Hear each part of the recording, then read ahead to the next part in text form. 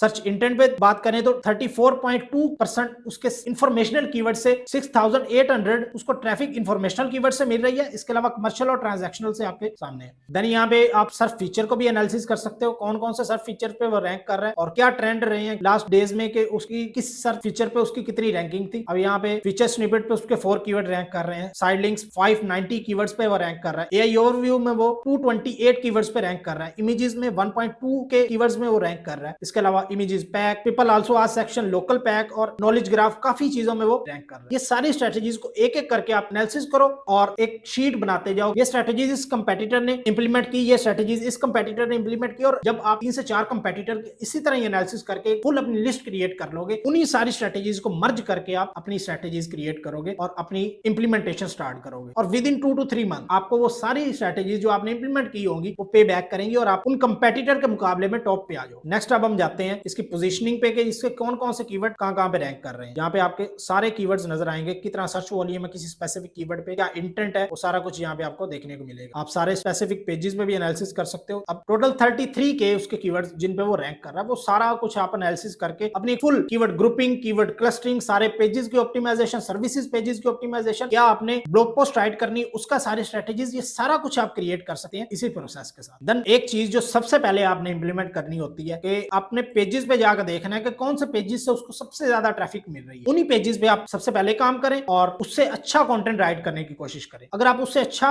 और high quality content right करेंगे तो गूगल आपको ज्यादा वैल्यू प्रोवाइड करेगा। जब वैल्यू प्रोवाइड करेगा तो आप रैंकिंग बहुत ज्यादा बूस्ट हो। देन ये देखें होम पेज पे इसको 55.2 के ट्रैफिक मिल रही है, लॉन्ग डिस्टेंस वाले पेज पे 2.5 के, देन नीचे नीचे आते जाए तो इसकी कम कम ट्रैफिक होती जाती है। बट ये सारे पेजेस आपको बनाने पड़े अगर आप अपने कंपेटिटर को बीट करें। ये नहीं कि आप वन पेज बनाएं, जैसे कि उसने होम पेज बनाया तो होम पेज पे उसको 55 के ट्रैफिक मिल रही है, उसी पे ही आप रैंक कर जाएंगे। नहीं, गूगल की एक टर्म है टॉपिकल अथॉरिटी। टॉपिकल अथॉरिटी तब आपको मिलती है जब आप अपने फील्ड को पूरी को कवर कर लेते हैं।